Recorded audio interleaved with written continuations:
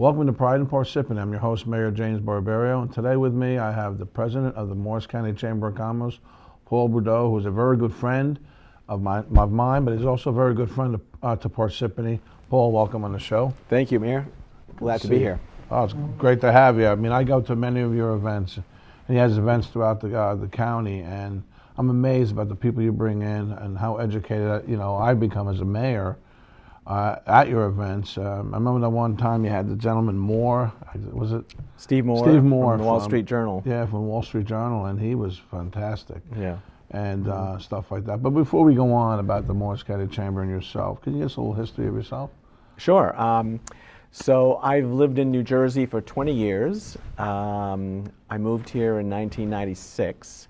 I worked for Allied Signal and Honeywell for 25 years, half of that time in Detroit, and then we moved to the Morristown area in 1996.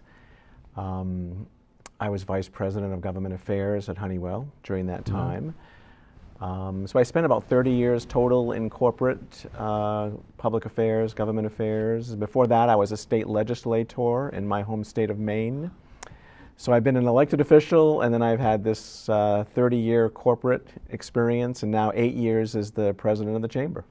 And you do a great job. I got to tell you, and I mean that wholeheartedly. You look out for all the towns, but I do appreciate your involvement in Parsippany.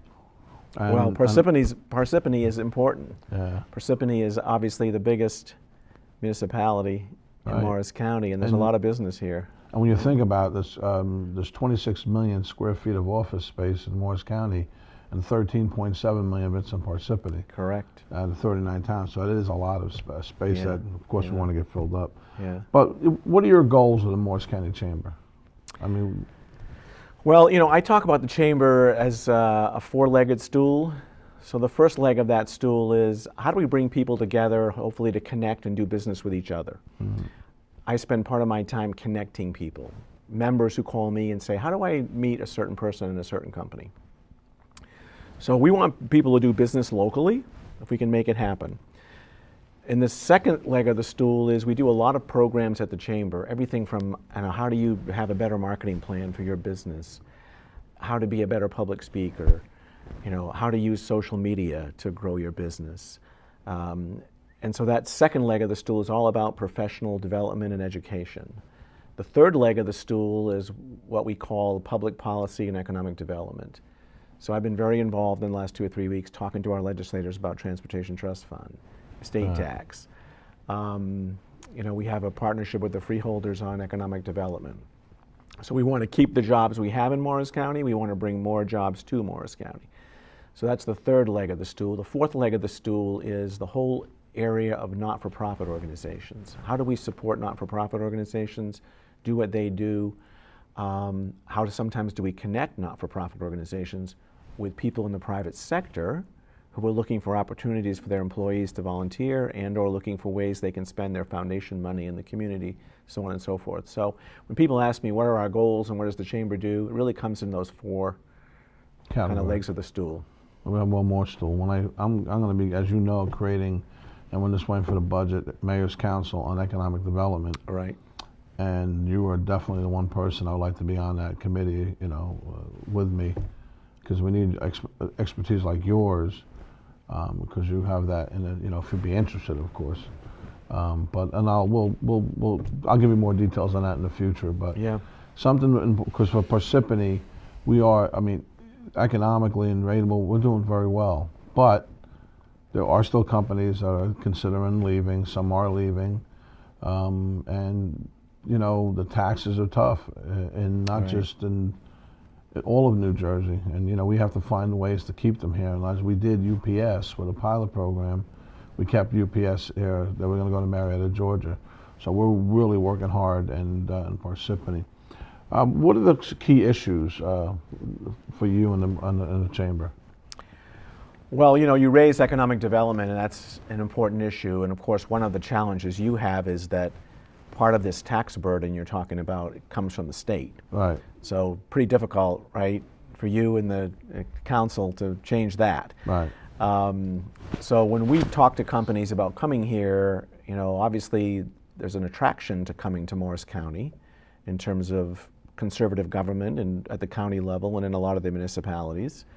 Open space, great schools, ability to get to New York City. So all of those things are pluses. On the negative side, taxes, regulations, and so, we try to do what we can in Trenton with our legislators. We try to do what we can in the governor's office with state agencies around those issues. And, when I talk to legislators, I'm all about, when you're making sausage down there in Trenton, think about how it impacts the long-term competitiveness of New Jersey. You should be voting on everything looking through that lens, because if we get so non-competitive in the future that companies just can't come here, because even if you were a major division president of your company that's headquartered in Chicago, the Chicago guys at corporate say to the guy in Parsippany, hey, you could go to Lehigh, Pennsylvania, or you could go to Delaware and do this a lot cheaper. So even though we've got people locally who would say, gee, I really want to stay in Parsippany, sometimes those people report up to folks who say, you're in a high-cost place. Why don't you go to a lower-cost place? Right. So those are some of the challenges we have in terms of keeping people here and finding new people to come. Oh, and we've experienced that. I know they had the New Jersey Grow program, which really helped out Parsippany with the UPS. And what I'm seeing in Parsippany is we have a lot of commercial properties that are going to have to rezone for like a mixed use and business and a work, live, and play area, because if we don't do that, then those places will remain vacant. You have to redefine areas in Parsippany. And I think we've spoke about that in the past. And we might be pretty lucky to have 2 or 3 commercial developers that are interested. And we have one that's very interested right now.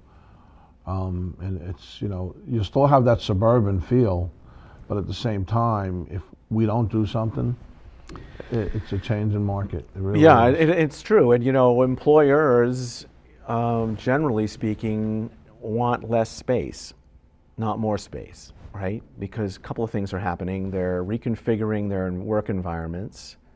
So as an example, Honeywell left Morris Township, went up to Morris Plains.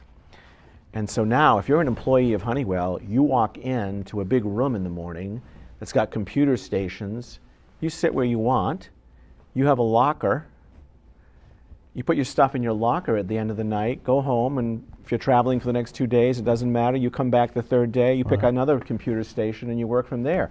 So the old idea that everyone's going to have an office is gone. Like right? So when you see some of these older buildings in places like Parsippany, the idea that companies are going to come in and say, oh yeah, I want those kind of buildings that have all these private offices and all that, don't want it. Well, that's exactly right. When we met with UPS, pretty much what they said, because we were concerned about traffic. They said, well, not everybody will be there and any, they'll be like coming in, they might not, and they'll have stations, like you said, and I guess they have to reinvent the way corporate America is, because especially like I say in Jersey with the high tax rate, when you figure they 67% or 60-something% of their taxes in Parsippany go to the schools, and if it wasn't for these ratables, imagine how much higher our taxes in Parsippany would be. How do you become a member of the chamber? Very easy, right? So we have a membership application that's 1 page. People fill that out. They can put a credit card number on it for their dues, or they can send a form in with a check, and they're a member. Right. They don't, their membership application doesn't go to some committee for review. It's it's an open organization in terms of, if you have a legitimate business, you're welcome to join. And then as a member, then you have to figure out, well, how do I use the chamber to help my business? And that's a whole other story. Okay, let's just talk about Morris County in general, because Parsippany is part of Morris County. Where do you see the future for Morris County in business? Well, we're fighting this, as you say, live, work, and play concept, which obviously Morristown has some of it. Right. Right. we're dealing with this issue of the millennials. So last year I worked with PwC. They're in Florham Park. The average age today of somebody in PwC is like 31. Wow. And so the PwC guys were saying, hey, we'd love to have our people be able to, they want to walk out of the building, walk down to a restaurant, get on the train, do whatever. That's attractive to a company like us in terms of recruiting people and keeping employees. And when you have a suburban kind of environment like we have, obviously some of our towns have train, right? You don't. So that's an issue for you. And so the battle is, our company's going to continue to insist on being in Jersey City and Hoboken and these places because they want to attract the millennials, or are we going to figure out in the suburbs how to create mixed-use environments where they feel like if I came to Parsippany to a mixed-use environment, I could attract the young people I want for my company. Right. And so that's what we're working on with. Well, I remember this was the hearsay, but when Realogy left Parsippany, one of the, not that was the main one, is that Madison had a town center. Right. And Parsippany doesn't have a town center. And I can believe that because, like you said, people want to be able to walk, live and play in the areas, work, live and play in the areas that they, work.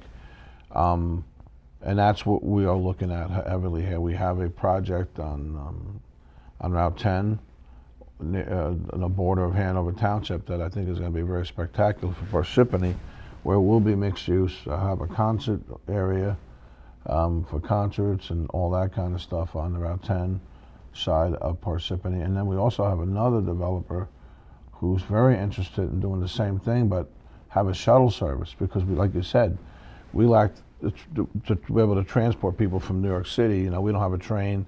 We have a train station in Tabor and Denville, but people want the access in the town that they live in. So they're actually have talked to me about shuttling, having a shuttle bus in that one area and shuttle the people that live there to work. And, or if they, what's nice, if there's a, whatever office building's going to be there, they imagine that, going to your house and boom, you go right to where you work. That'd be great. And, right? I mean, the fact, the reality is, right, we, as your community of Parsippany, you have to compete, frankly, globally with a lot of others who want your companies. Right. Right? So when you think about who's headquartered in Parsippany, the employees they have, their doors are being knocked on every day by people from other states, people from other countries saying, if you moved with me, here's what I would do for you. Well, think about it, you're right. UPS was in Marietta, Georgia, and when you think, and the reason why they wanted to stay in Parsippany, especially in New Jersey, was the IT. They felt most of the IT and individuals weren't in the state of Jersey, but if we didn't have that New Jersey Grow program and the help of the governor's office and Kim Guadagno, I don't know what would have happened. They probably would have left. I mean, well, it's a problem, right? Because the states have decided that they're going to compete against each other, right, for business and for jobs.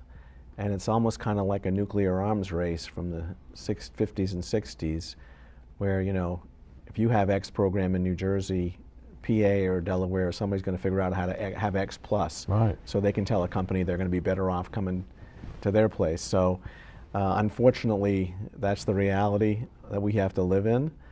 And so I think it's a combination of, what is the regulatory and tax burden at the state level? And then how are these companies going to get treated locally? And you and I worked on a little project with Essentia a few months back, where Essentia came into your office and said, we want to bring 200 employees to Parsippany, but we need these permits. And the building we're going in to make it happen, and you guys made it happen. So when companies see that kind of cooperation at the local level, then that makes them feel much better about the decision they've made. And it spreads. I mean, it spreads, we did that with right? Essentia, GAF. Yeah. We made sure they got the permits at a time fast, because let's face it, time is money for them as well. Mm-hmm. And you got to remember too, right? I mean, sometimes when I mentioned earlier this division versus corporate issue, sometimes the corporate guys in Chicago will say to the guys here, well, how long is it going to take you to get these local permits? Yeah. how long is it going to take you to get all the entitlements you need locally to make this project happen? And so the guys in Chicago will be like, well, you know, if you can get those things done in 2 months or 3 months, we'll consider making that investment in Parsippany or some other place. But if you guys tell me it's going to take a year, we're not going. We're not coming. So we have to have responsive government at the local level in addition to the GROW programs and those things at the state level. When those two can come together and fit like a glove, good things like UPS can happen. Right. And you know what, I as a mayor, one thing I do get nervous about, because you do talk about the state and the taxes. Everybody thinks that the cure for it is to tax it more, and it's not, because when you tax it more, it will leave. And I don't know that gentleman's name. Tepper. Yeah, he's David leaving, Tepper. and with the taxes he pays to the state of New Jersey was $140 million. You lose that. Yeah. Because when you continually tax, eventually. Well, eventually people will leave, and you know, I mean, capital has feet, right? It can go to where it's being treated nicely. Right. And you know, I think, you know, we had legislation in Trenton until 2 or 3 days ago that was going to raise the gas tax and get rid of the estate tax. And the governor came out and said, okay, I'd rather do a raising of the gas tax and a 1 cent reduction on the sales tax. For me, fine, but one of the things that's driving people out of New Jersey is this estate tax. Well, and that because a fiduciary who's talking to his or her clients is saying, you know, you don't want to die here. You don't want to pay both inheritance and estate taxes when you die. And so I have lots of acquaintances who are in New Jersey, you know, 6 months out of the year, and they're in Florida and other places for 6 months, and you know, they're here and they're paying zero. Now these guys were, you know, CEOs in some cases. So how much money were they putting into the till when they lived here, and they were taxpayers? And now, because of our tax structure, they're gone. We're getting zero from them from an income tax standpoint. And yeah, and you think just about, you know, and the inheritance tax is high. I just don't get that. I never could understand. I mean, I understand it. I could never accept it. Why do they get that money? I mean, I just, you know, it's just besides me. It was never theirs to begin with. It was, you know. Yeah, and I'm not saying, look, we got to have some taxes. But going back to this competitiveness issue, if you price yourself out of the market, if I could use that term, you know, you're going to put people in a position where they have to make the decision they're making. Some of these people, I'm sure, make the decision to have their residence in Florida. They would love to say, I live in Jersey, I grew up in Jersey, I'm still in Jersey. But because of these tax laws and what their advisors are telling them, they have to make that decision for their families and for their assets to domicile for tax purposes in another state. That's true. Too bad, right? Why are we kicking out our people who have wealth and who have assets? Because they employ individuals as well. You know, one thing though, I will say, because the tax structure is frustrating, when you look at the big picture in Parsippany, we have a real good budget. I mean, the average house is assessed at $309,000. That's assessed. That's not, you know that. Right. Assessed at $309,000. The average property tax is $1,800, $1,850, you know, a year. I mean, that and all the services that Parsippany does offer, we offer much more than other communities. So when you get to the school funding formula, as you know, that's when Parsippany gets hit right between the eyes. I mean, you know, and you lose loss of state aid. That doesn't help any either. But when you think about, I know when I became the mayor, there was a whole formula thing, and we were getting like $150 per pupil. I could be wrong on that number. Yeah. Now we're getting $650 per pupil. We have 7,000 units, and you know we have a mixed use of. We have mixed individuals from, you know, we have people that are, you know, upper class, then you have middle, and you know, lower, not class, but you know, in that category. If they don't fix that school funding formula, that's also going to drive people out of areas like Parsippany. Well, I agree, and the governor's come forward now with his new plan. And look, the fact of the matter is that none of us want to hurt kids in urban areas, but Jack Citarelli, who's a assemblyman from Somerset County, just did a really interesting analysis So I don't know if you heard, maybe a month ago, there was this big article about how this $6 million house or apartment had been sold in Hoboken. Oh yeah, Right? yeah, One of the most expensive. So Jack Citarelli goes and says, what's the property tax on that house in Hoboken? And he finds out it's 43 grand. He goes to Martinsville in Somerset County, finds a $6 million house where the property tax is $187,000. Wow. So. Right? Same value. So we don't want to hurt urban kids, but at the same time, suburbanites for quite some time now have been paying the bills for people in places like Hoboken who can afford to pay more. Right. Exactly. That person should have paid towards Hoboken. Right. So they get the state aid. You don't. You have to raise taxes in Parsippany. I have a son in Hoboken who's got an amazing apartment. He's going to pay, a fraction of what he would pay in any of our communities in Morris County for property taxes. Right. It's a high value place. So why, I don't want to penalize poor people, but why should guys who work on Wall Street living in Hoboken have taxes that are 25% of mine or yours, right? So when people start screaming on the other side that the governor's being unfair, what about the unfairness of the system we have in place? Right.